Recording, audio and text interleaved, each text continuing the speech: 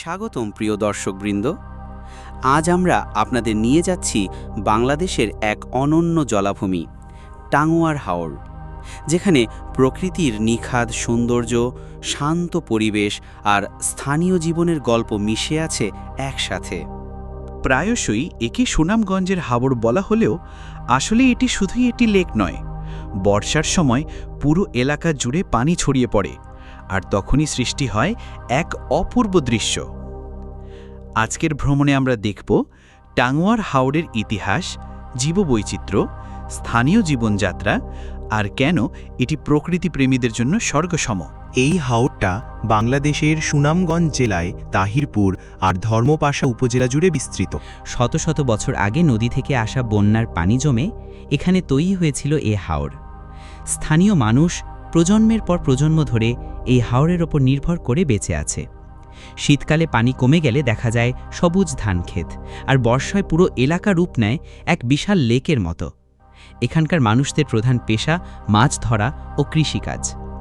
প্রকৃতি আর মানুষের সহাবস্থানের এক দারুণ উদাহরণ টাঙ্গুয়ার হাওর। ওকে, প্রথম বাস স্টেশন যাত্রা শুরু হচ্ছে বাইক দিয়ে। বিসমিল্লাহ।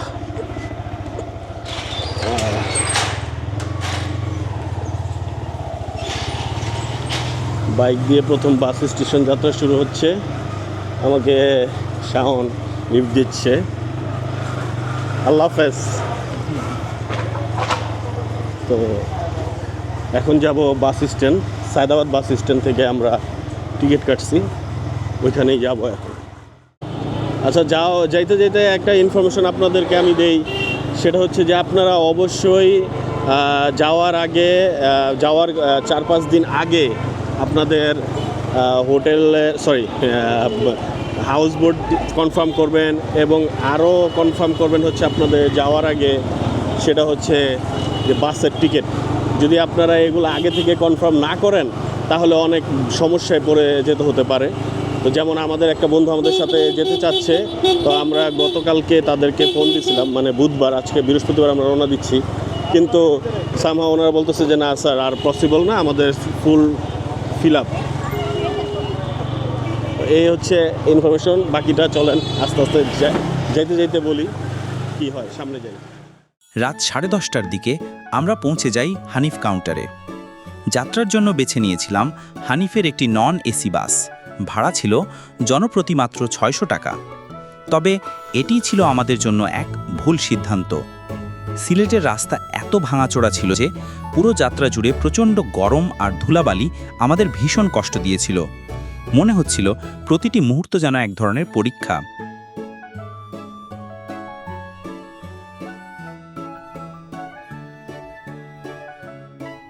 ভোর 3:40 আমাদের বাস 20 মিনিটের জন্য থামল উজান ভাটি রেস্টুরেন্টে। বাস থেকে নেমে আমরা একটু ফ্রেশ হলাম, তারপর খাওয়া দাওয়ার প্রস্তুতি নিলাম। সেই রাতে আমরা অর্ডার করেছিলাম ভাত, গরুর গোশত আর ডাল। মোট বিল এসেছিল 1100 টাকা। আমরা 3 জন খেয়েছিলাম, তবে বাকি 2 জন একটু অসুস্থ বোধ করছিল, তাই তারা কিছুই খায়নি। সত্যি বলতে গেলে খাবারের মান দেখে আমার ভালো লাগেনি। দামের তুলনায় খাবারের মান অনেকটাই কম ছিল, আর স্বাদও প্রত্যাশা মতো লাগেনি। প্রায় 7.5 ঘন্টার দীর্ঘ বাস ভ্রমণ শেষে আমাদের নামিয়ে দেওয়া হলো সুনামগঞ্জ শহরের ব্রিজে। সেখানে অপেক্ষা করছিল সারি সারি সিএনজি, যেগুলো আপনাকে নিয়ে যাবে আপনার নির্দিষ্ট হাউস বোটে। আমাদের হাউস বোটের নাম ছিল ডুবসাঁতার। এটি ছিল আনোয়ারপুর ঘাটে, আর সেখানে পৌঁছানোর জন্য আমাদের নিতে হলো একটি সিএনজি। ভাড়া পড়েছিল 500 টাকা। প্রায় 1 ঘন্টা ধরে সিএনজি চলল আঁকামাকা গ্রামীণ রাস্তা ধরে। আর সেই 1 ঘন্টার যাত্রা, সত্যি বলতে চোখ আর মন দুইটাই ভরে গেল চারপাশের সৌন্দর্যে। ধানের ক্ষেত, সবুজ গাছপালা আর মুক্ত আকাশ। মনে হচ্ছিল হাওরের আনন্দ যাত্রা আসলে শুরু হয়ে গেছে ঠিক এই মুহূর্ত থেকেই। সিএনজি দিয়ে যেতে যেতে এবার আপনাদের জানিয়ে দিই আমাদের হাউসবোট বুকিং, খাওয়া দাওয়া আর পুরো ট্যুর প্ল্যান সম্পর্কে। আমরা 1 রাত 2 দিনের জন্য একটি ট্যুর প্ল্যান করেছিলাম। এজন্য আমরা ডুবসাঁতার হাউসবোটে 2টি ইকোনমি রুম বুক করি। ভাড়া পড়েছিল জন প্রতি 4500 টাকা। এই ভাড়ার মধ্যে আমরা পেয়েছি 5 বেলা মূল খাবার, 4 বেলা নাস্তা, আনলিমিটেড মিনারেল ওয়াটার এবং চা, আর পুরো 2 দিনে তারা আমাদেরকে 4 থেকে 5টি দর্শনীয় স্পট ঘুরিয়ে দেখিয়েছে। সব মিলে এটি ছিল একেবারে পূর্ণাঙ্গ প্যাকেজ, যেখানে খাবার, থাকা, ভ্রমণ আর প্রয়োজনীয় পানীয় সুবিধা সবই অন্তর্ভুক্ত। সিএনজি আমাদের নামিয়ে দিল আনোয়ারপুর ঘাটে। সামান্য কিছুটা রাস্তা হেঁটেই আমরা পৌঁছে গেলাম আমাদের নির্ধারিত হাউসবোটে, ডুবসাঁতার। প্রথম দেখাতেই হাউসবোটের পরিবেশ আমাদের মন কেড়ে নিল। চারপাশে পানির ঢেউ, দূরে সবুজের সমারোহ আর সেই ভাসমান ঘরের মতো সাজানো হাউসবোট। মনে হচ্ছিল এখান থেকেই শুরু হবে আমাদের আসল হাওর ভ্রমণের গল্প। ওকে, আমরা প্রায় 1:45-এ এসে পৌঁছাইছি আমাদের নির্ধারিত বোট হাউসে, ডুবসাঁতারে। হাউসবোটে পৌঁছানোর সাথে সাথেই তারা আমাদেরকে ওয়েলকাম ড্রিঙ্কস দিয়ে স্বাগত জানালো। আমরা লবিতে বসে সেই ওয়েলকাম ড্রিঙ্কস উপভোগ করলাম। লবিটা আকারে মোটামুটি বড় এবং সবার জন্য সমানভাবে সাজানো। ফ্লোর জুড়ে রয়েছে সোফা, যেখানে বসে আরামে সময় কাটানো যায়, আর লবির এক কোণায় রয়েছে তাদের আনলিমিটেড টি কর্নার, যেখানে ইচ্ছে মতো চা খাওয়া যায়। সব মিলিয়ে পরিবেশটা সত্যিই ভালো লেগেছে। ওয়েলকাম ড্রিঙ্কস পান করা শেষ হওয়ার সাথে সাথেই তারা আমাদেরকে আমাদের রুম বুঝিয়ে দিতে নিয়ে গেল। আমরা বুক করেছিলাম ইকোনমি রুম। রুমে ঢুকেই প্রথমে চোখে পড়ল সাধারণ একটি রুম, কিন্তু পরিষ্কার পরিচ্ছন্ন করা। অতিরিক্ত কিছু না থাকলেও প্রয়োজনীয় জিনিসপত্র সবই সেখানে ছিল। ডুবসাঁতার হাউসবোটে কোনো এসি রুম নেই, সব রুমই নন এসি। আমরা অন্য কোনো রুম খালি না পাওয়ায় ইকোনমি রুম বুক করতে বাধ্য হয়েছিলাম। তবে ইকোনমি রুমের একটি বড় অসুবিধা হলো এটি তাদের কিচেন, জেনারেটর এবং বোটের ইঞ্জিনের পাশে অবস্থিত। এর কারণে সারাদিন প্রায়ই বোট আর জেনারেটরের শব্দ শোনা যায়। তবে রাতে তারা জেনারেটর বন্ধ করে দেয় এবং আইপিএস দিয়ে বোট পরিচালনা করে, তাই ঘুমের সময় খুব বেশি সমস্যা হয়নি। আজকে আমরা যাচ্ছি হাউসবোট ডুবসাঁতারে, হাওরের মজা নিতে, টাঙ্গর হাওরের। এই বোর্ডে টোটাল 12টি রুম আছে, যার মধ্যে 10টাতে আছে অ্যাটাচ ওয়াশরুম, আর প্রথম 4টা রুমে অ্যাটাচ বেলকনিও আছে। আর পেছনের রুমে, মানে যে রুমটা আমরা নিয়েছি ইকোনমি রুম, সেটা হচ্ছে পুরোপুরি প্যানোরামা ভিউ। এই বোর্ডে 40 জন গেস্ট খুব অনায়াসে থাকতে পারবে, বেড টু বেড। আর আরেকটা কথা না বললেই নয়, কারণ এরপরে আর বোর্ড নিয়ে কোনো আলোচনা করব না, তাই একবারই শেষ করে দিই। এই বোর্ডের সার্ভিস ছিল খুবই ভালো, তাদের স্টাফ বিহেভিয়ার খুবই ভালো, এবং বোর্ডের যে ওনার, উনি খুবই ভালো মানুষ। আশা করছি আপনারা এ পর্যন্ত ভিডিও দেখার ফলে প্রায় 50% ভ্রমণ গাইড সম্পর্কে জানতে পেরেছেন। বাকি 50% জানতে হলে আপনাদের অবশ্যই আমার এই ভিডিওটি সম্পূর্ণ দেখতে হবে। আর আরেকটা কথা, আপনারা অবশ্যই আমার চ্যানেলটিকে সাবস্ক্রাইব করে দিবেন। লাইক, কমেন্ট এবং শেয়ার তো অবশ্যই থাকছে। ওকে, আমরা হাউসবোটের রুমে ঢুকতেই সবাই এক এক করে ফ্রেশ হয়ে নিলাম, আর ফ্রেশ হয়ে ঠিক তখনই চলে গেলাম ছাদে। ওহ, ছাদটা সত্যিই অসাধারণ। সবুজ ঘাসের কার্পেট, সুন্দর বেঞ্চ আর চারপাশে সাজানো গাছপালা। সত্যি বলতে দেখতে একেবারে চমৎকার লাগছে। এখন চারপাশটা দেখুন, হাওরের শান্ত জল, দূরের পাহাড় আর আশেপাশে ছোট্ট গ্রাম, সব মিলিয়ে যেন প্রকৃতির এক ছোট্ট রূপকথা যেন চোখের সামনে জীবন্ত হয়ে উঠেছে। ছাদের উপরেই আমাদের জন্য ছিল 2 দিনের 5 বেলার মেইন খাবার এবং 4 বেলার নাস্তা। সকালের নাস্তা, ডিম।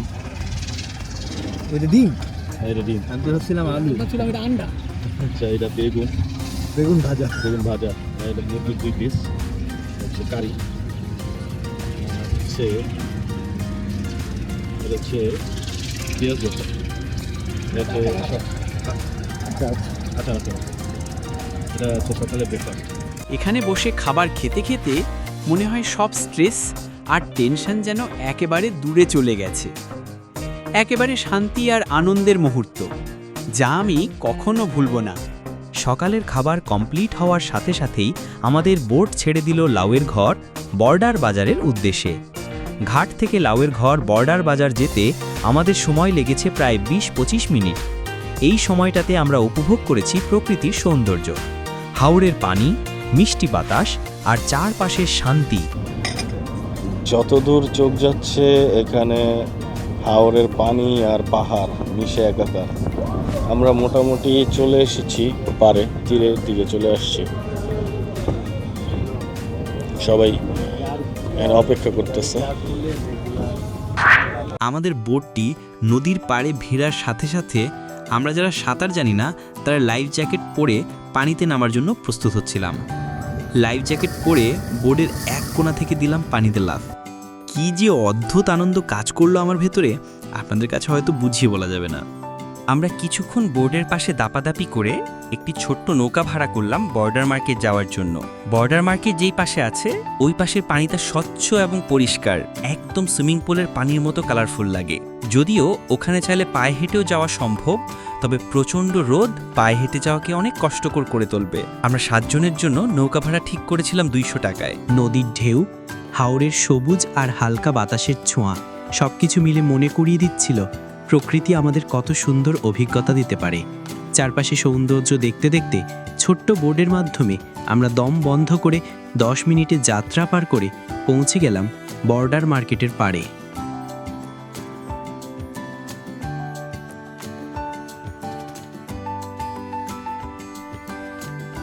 নদীর পাড় থেকে বর্ডার মার্কেটে যেতে হলে বেশ উঁচু একটা বালু মাটির ঢাল বেয়ে উঠতে হয়। এটা একটু কষ্টদায়ক হলেও আমরা হাসতে হাসতে মজা করতে করতে উপরে উঠলাম, যেন কষ্টটা আর কষ্ট মনে না হয়। এখানে বালুর মধ্যে এক ধরনের সাপ পাওয়া যায়, যা খেলে আপনি এই গরুর ভূমিতে বেঁচে থাকতে পারবেন। আপনারা চলুন, আমার সাথে চলুন। আমরা এই যে এখানে এই যে এইটাই সেই এত বড় সাপ।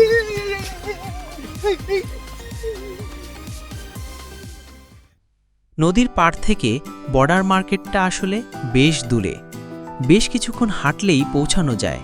তবে এখন আর বর্ডার মার্কেট বসে না, তাই আমরা আর বেশি দূর গেলাম না, দূর থেকে দেখেই ফিরে এলাম। আসলে বর্ডার মার্কেটে সাধারণত মানুষ যায় ইন্ডিয়ান প্রোডাক্ট কেনার জন্য, কিন্তু এখন যেহেতু মার্কেট নেই তাই আর যাওয়ার তেমন মানে হয় না। তবে আশেপাশের পরিবেশ এত সুন্দর যেখানে এলেই মনে হবে স্বপ্নের মতো।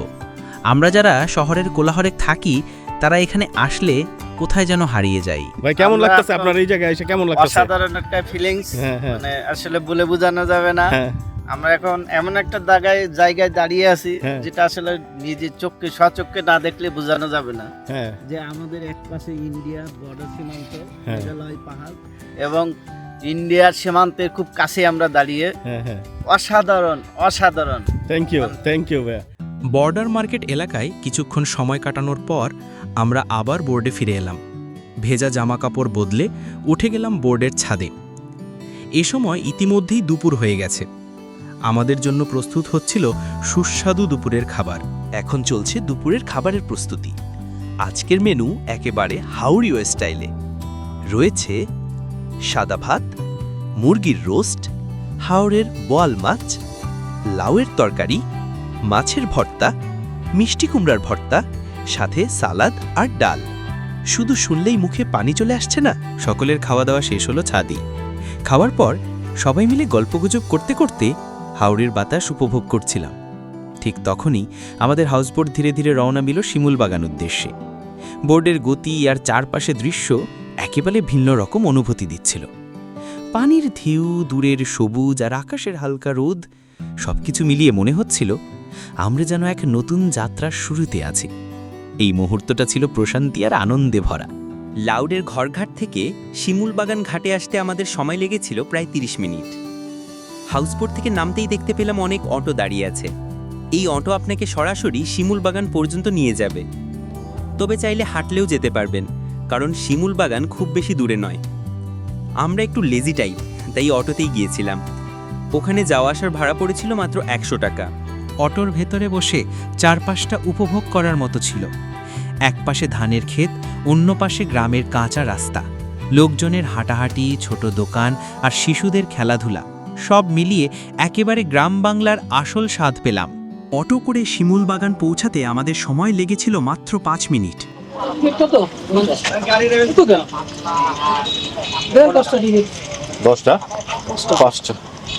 জনপ্রতি 50 টাকার টিকিট কেটে আমরা ঢুকে পড়লাম শিমুল বাগানে। আমরা এসেছি বর্ষাকালে, তাই এখানে ফুল নেই, শুধু চারপাশ ভরে আছে সবুজ গাছপালা। শিমুল ফুল সাধারণত ফেব্রুয়ারি থেকে মার্চ মাসে ফোটে, তখন পুরো বাগান লাল ফুলে ভরে যায়। ভেতরে ঢুকেই মনে হলো যেন অন্য এক জগতে চলে এসেছি। উঁচু উঁচু শিমুল গাছ, নিচে সবুজ ঘাস আর মাটির পথ, সব মিলিয়ে এক শান্ত পরিবেশ। আমরা হাঁটতে হাঁটতে এগোচ্ছিলাম। কেউ ছবি তুলছিল, কেউ বা শুধু দাঁড়িয়ে প্রকৃতির সৌন্দর্য উপভোগ করছিল। দূরে নদীর পানি দেখা যাচ্ছিল, বাতাসের সাথে মিলেমিশে একেবারে অন্যরকম অনুভূতি হচ্ছিল। এখানে দাঁড়ালেই মনে হয় শহরের সব ক্লান্তি এক মুহূর্তে মিলিয়ে যায়। সব মিলিয়ে শিমুল বাগান সত্যি একটি দারুণ অভিজ্ঞতা। কোনটাতে ব্রেক করে দেখা দাও এরা তো, এই যে ব্রেক, আর দৌড় মারে কোনটা দিয়া? আহো যাও যাও, এই যে দড়ি জায়গা দিলে দৌড় দিব। ওকে ওকে। ভরা বিকেলে আমাদের হাউসবোট এসে থামলো বারিকটিলা ঘাটে। আমাদের বিকেল থেকে সন্ধ্যা পর্যন্ত সময় দেওয়া হয়েছিল বারিকটিলা আর 0 পয়েন্ট ঘুরে দেখার জন্য। কিন্তু ঠিক তখনই শুরু হয়ে গেল বৃষ্টি। বৃষ্টির কারণে ঠিক সময়ে বারিকটিলা যাওয়া আর সম্ভব হলো না। তাই আমরা বোর্ডের মালিককে রিকোয়েস্ট করলাম সকালবেলা যেন কিছুটা সময় দেন ঘুরে আসার জন্য। তিনি আন্তরিকভাবে রাজি হলেন আর আমাদেরকে সকালবেলা 2 ঘন্টা সময় দিলেন। এখন ঘড়ির সময় ভোর 5টা। এইমাত্র ঘুম থেকে উঠলাম, আর আজকে আমাদের উদ্দেশ্য হচ্ছে বারিকটিলা যাওয়া। তো ফ্রেশ হয়ে বের হব। বারিক্কা টিলা চাইলে আপনারা হেঁটেও যেতে পারেন। তবে শুধু টিলাটাই নয়, এর আশেপাশে আরও কিছু দর্শনীয় জায়গা আছে। সেগুলো ঘুরে দেখতে হলে অবশ্যই একটা বাইক ঠিক করতে হবে, না হলে সব জায়গা কভার করা সম্ভব হবে না। আমরা বাইক প্রতি 300 টাকা ভাড়ায় ঠিক করলাম। প্রতিটি বাইকে 2 জন করে যাওয়া যায়। 3টি বাইক ভাড়া করা হলো আমাদের টিমের জন্য। এই বাইকগুলো আমাদের নিয়ে যাবে সাদা পাথর, মিনি সুইজারল্যান্ড আর বারিক্কা টিলা। তবে শর্ত ছিল একটা, বোট কর্তৃপক্ষ আমাদের সময় বেঁধে দিয়েছিল মাত্র 2 ঘন্টা। ওকে, প্রথমে আমরা যাব সাদা পাথর। সাদা পাথর থেকে এরপরে যাব মিনি সুইজারল্যান্ড, এরপরে যাব হচ্ছে আপনার বারিক্কা টিলা। তো সাথেই থাকুন। সাদা পাথর যাওয়ার রাস্তাটা ছিল অসাধারণ। গ্রামের সরু রাস্তা ধরে বাইক এগিয়ে যাচ্ছিল, আর 2 পাশের দৃশ্য যেন চোখ জুড়িয়ে দিচ্ছিল। এক পাশে ছিল হাওরের পানি আর সবুজ ধানের ক্ষেত, অন্য পাশে ছিল লম্বা ঘাস আর ছোট ছোট গ্রামীণ বাড়িঘর। দূরে তাকালে দেখা যাচ্ছিল সারি সারি পাহাড় দাঁড়িয়ে আছে, যা পুরো দৃশ্যটাকে করে তুলেছিল আরও মনোরম। কি যে চমৎকার পরিবেশ, আপনি না দেখলে হয়তো বিশ্বাসই করতে পারবেন না। প্রায় 30 মিনিট বাইক চালিয়ে অবশেষে এসে পৌঁছালাম সাদা পাথরে। জায়গাটা সত্যিই দারুণ। আমরা এখানে খুব বেশি সময় থাকতে পারিনি, মাত্র 10 মিনিট ছিলাম। তবে সেই অল্প সময়ই চারপাশটা ঘুরে দেখলাম। কেউ দ্রুত কিছু ছবি তুলল, কেউ বা পানির কাছে গিয়ে একটু ভিজে নিল। আমি দাঁড়িয়ে শুধু চারপাশটা উপভোগ করছিলাম। স্বচ্ছ পানির ধারা, ছোট ছোট পাথর আর দূরের সবুজ পাহাড়।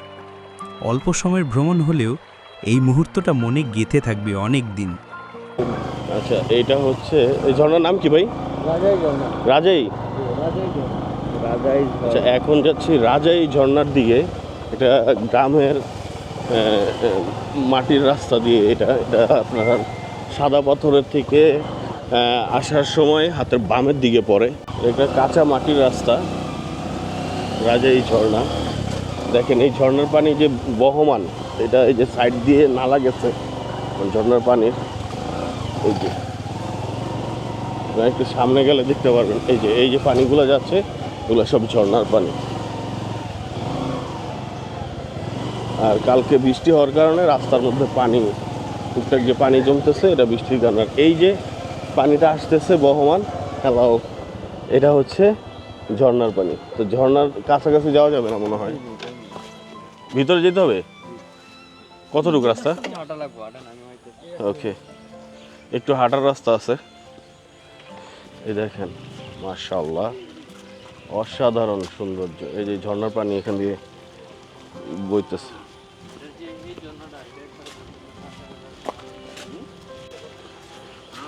কিছু পথ বাইকে আসার পরে আপনার হাঁটা পথে যেতে হবে এই ঝর্ণাতে। এই দেখেন, আপনারা পানির শব্দ শুনেন কিনা জানি না, আপনাদেরকে এই দেখেন ঝর্ণার পানি এখান দিয়ে আসছে।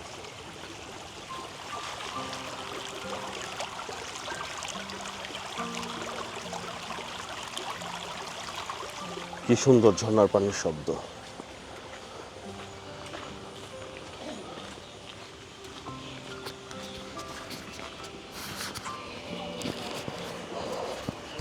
এই গ্রামের বাড়িঘরের মাঝখান দিয়ে কাঁচা রাস্তার ভিতর দিয়ে আসলে ঝর্ণাটায় যেতে হয়। ওয়াও, মাশাআল্লাহ। আপনারা এই দেখেন সাউন্ড, আল্লাহু আকবার।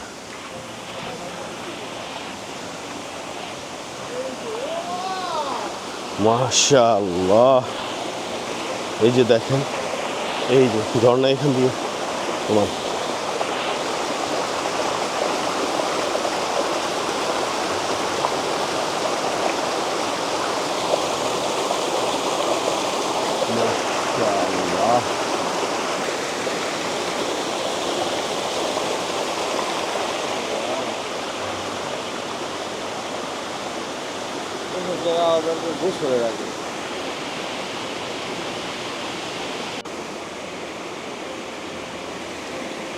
ওকে, আরো উপরের দিকে আছে ঝর্ণাটা। ঝর্ণাটা অনেক উপরের দিকে। আমরা এই দেখেন, সবাই দেখতেছে। ওয়াও, হ্যাঁ, পাহাড়ের কান্না ঝর্ণা হয়ে বেয়ে যাচ্ছে।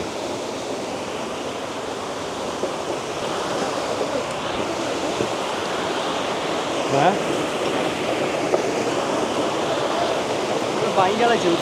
সবটা পরে উপর দিয়া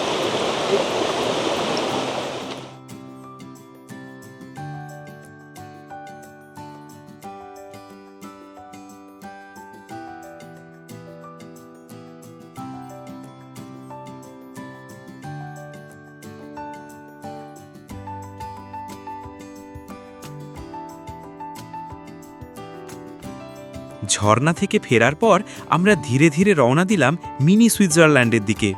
কাঁচা রাস্তা আর বাঁশঝাড় পেরিয়ে অবশেষে পৌঁছে গেলাম এক ভিন্ন জগতে।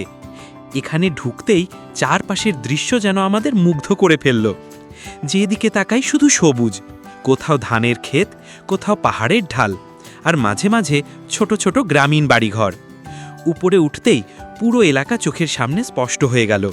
নিচে গ্রাম আর ধানের জমি, দূরে পাহাড় আর ওপরে মেঘে ঢাকা আকাশ। সব মিলিয়ে মনে হচ্ছিল আমরা যেন প্রকৃতির আঁকা এক ছবির মধ্যে দাঁড়িয়ে আছি। এটাই মিনি সুইজারল্যান্ড, যার সৌন্দর্য একবার না দেখলে বোঝানো যাবে না। মিনি সুইজারল্যান্ডে কিছুক্ষণ সময় কাটানোর পর আমরা চলে এলাম বারিককাটিলায়। এখান থেকে নিচে তাকালেই দেখা যায় জাদুকাটা নদী। নদীর নীলাভ পানি আর চারপাশের সবুজ পাহাড় মিলে দৃশ্যটা সত্যিই অপূর্ব। টিলার উপরে আছে একটি সীমান্ত পিলার, যেটা এক পাশে বাংলাদেশ আর অন্য পাশে ভারতকে আলাদা করেছে। স্থানীয়রা একে 0 পয়েন্ট নামেই চেনে। এখানে দাঁড়িয়ে একসাথে দুই দেশের সীমান্ত দেখা আর সাথে নদী আর পাহাড়ের সৌন্দর্য উপভোগ করা, সব মিলিয়ে অভিজ্ঞতাটা ছিল একেবারে অনন্য।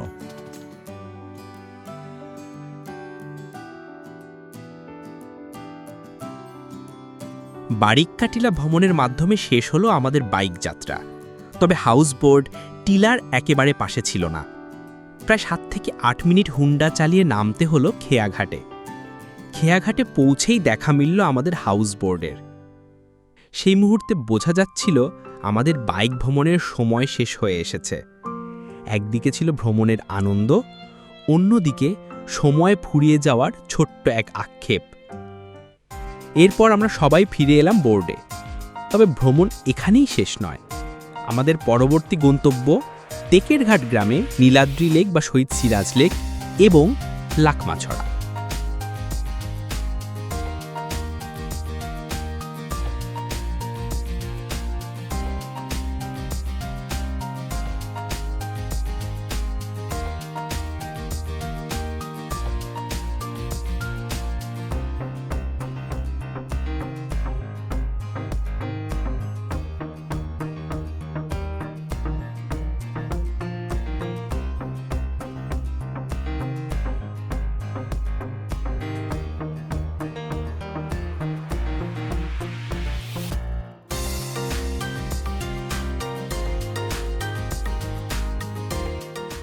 আমাদের বোট টেকের ঘাট পৌঁছানোর পর আমরা ডিসিশন নেই আমরা প্রথমে লাকমাছড়া যাব। লাকমাছড়া যাবার জন্য আমাদের প্রথমেই বাইক ভাড়া করতে হয়েছিল। প্রতিটি বাইকের ভাড়া পড়েছিল 150 টাকা। বাইক যাত্রা শুরু করার পর বুঝলাম এটা মোটেও সহজ হবে না। পুরো রাস্তা ভাঙাচোরা, কোথাও কাদা, কোথাও পাথরে ভরা। মাঝে মাঝে মনে হচ্ছিল বাইকটা বুঝি পিছলে যাবে। তবুও চারপাশের পাহাড়ি সবুজ ফসলি জমি আর গ্রামের পরিবেশ আমাদের সেই ধকলটা সহ্য করার শক্তি দিচ্ছিল। প্রায় 20-25 মিনিটের মতো কষ্টকর পথ পেরিয়ে অবশেষে পৌঁছে গেলাম লাকমাছড়ায়। এখানে এসে মনে হলো আসলে আশাটা সার্থক। চারপাশে সবুজ পাহাড়, মাঝখান দিয়ে প্রবাহিত স্বচ্ছ ঠান্ডা পানি, আর সেই পানিতে ভ্রমণকারীদের আনন্দে ভেসে বেড়ানো। দৃশ্যটা সত্যি দারুণ লাগছিল। কেউ বালুকামো চর ধরে হাঁটছে, কেউ পানিতে নেমে খেলছে, কেউ বা ছোট ছোট রঙিন পাথর কুড়োচ্ছে আর ছবি তুলছে। আমরাও কিছুক্ষণ এখানে সময় কাটালাম।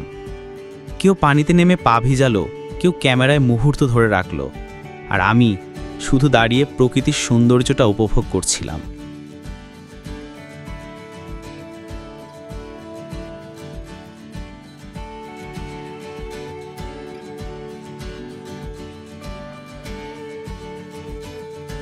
লাকমাছড়ায় কিছুটা সময় কাটানোর পর এবার আমরা চলে এলাম নীলাদ্রি লেকে।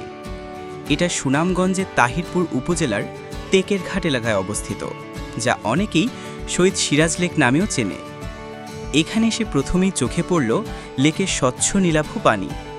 চারপাশে পাহাড়ে ঘেরা এই দৃশ্য দেখে মনে হচ্ছিল আমরা যেন দেশের ভেতরে থেকেও বিদেশের কোনো লেকের পাড়ে এসে দাঁড়িয়েছি। আমরা এখানে একটা ছোট বোট ভাড়া করলাম। ভাড়া পড়েছিল মাত্র 100 টাকা। সেই বোটে চড়ে লেকের ভেতরে ঘুরতে ঘুরতে অন্যরকম এক অনুভূতি হচ্ছিল। বোট যখন ধীরে ধীরে এগোচ্ছিল, চারপাশে সবুজ পাহাড় আর পানির নীলাভ রং একসাথে মিশে দারুণ একটা পরিবেশ তৈরি করেছিল। কেউ ছবি তুলছিল, কেউ চুপচাপ দাঁড়িয়ে দৃশ্য উপভোগ করছিল, আর আমরা সবাই বোটে বসে এই অনন্য মুহূর্তটা উপভোগ করছিলাম। নীলাদ্রি লেক সত্যি এমন একটি জায়গা যা একবার চোখে দেখলে আর কখনো ভোলা যায় না।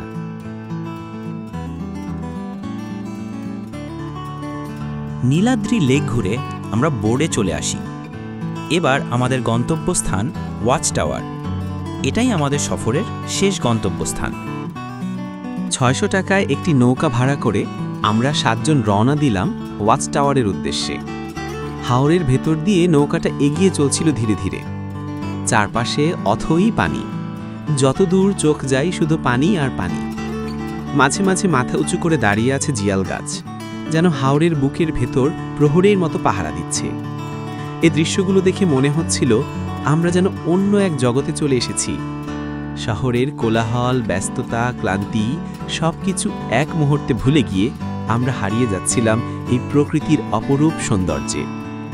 হাওরের এই যাত্রাপথটাই আমাদের জন্য হয়ে উঠেছিল দারুণ স্মরণীয়। ছোট একটি ইঞ্জিন বোটে চড়ে আমরা মাত্র 15 মিনিটে পৌঁছে গেলাম ওয়াচ টাওয়ারের কাছে। বোটটা ভিড়ালাম জিয়াল গাছের ছায়ায়, কারণ রৌদ্রের তাপে আমাদের সবার মুখ প্রায় পুড়ে যাচ্ছিল। চারপাশে তাকিয়ে দেখি অনেক ছোট ছোট ইঞ্জিন বোটে ভরে গেছে এলাকা। সবাই এসেছে হাওরের সৌন্দর্য উপভোগ করতে আর পানিতে গা ভিজাতে। মজার ব্যাপার হচ্ছে এখানে পানির উপর ভাসমান ছোট ছোট নৌকাতেই বিক্রি হচ্ছে বিভিন্ন খাবার। আপনারা চাইলে লাইফ জ্যাকেট পরে হাওরের পানিতে ভেসে ভেসে চাও খেতে পারবেন। এই দৃশ্যটা সত্যি একেবারে ভিন্ন রকম, যেখানে প্রকৃতি আর মানুষের আনন্দ মিলেমিশে তৈরি করেছে এক অনন্য পরিবেশ।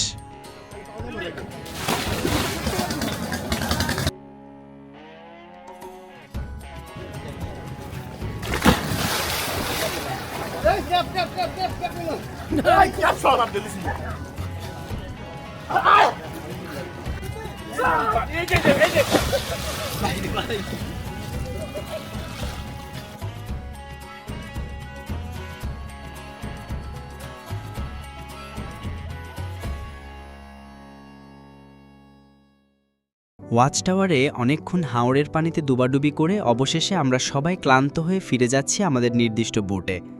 শারীরিকভাবে তখনই আমরা ক্লান্ত ছিলাম ঠিকই, কিন্তু মানসিকভাবে ছিলাম ভীষণ উৎফুল্ল আর আনন্দিত, কারণ হাওরের এই অভিজ্ঞতা সত্যিই আমাদের জীবনে স্মরণীয় মুহূর্ত হয়ে থাকবে। আমি নিজে মনে মনে ঠিক করে ফেললাম, টাঙ্গুয়ার হাওর আমাকে এতটাই মুগ্ধ করেছে, আমি সুযোগ পেলেই আবারও হয়তো বারবার ফিরে আসবো এখানে। বোটে ফিরে আমরা সবাই ফ্রেশ হয়ে নিলাম, তারপর পরিবেশন করা হলো দুপুরের খাবার। খাওয়া দাওয়া চলতে থাকলো আর সেই সাথে আমাদের বোটও ধীরে ধীরে এগিয়ে চলল। এভাবেই ধীরে ধীরে শেষ হতে লাগলো আমাদের এইবারের টাঙ্গুয়ার হাওর ভ্রমণ। কিন্তু হাওরের এই সৌন্দর্য, এই মুহূর্তগুলো আমাদের হৃদয়ে থেকে যাবে চিরদিন।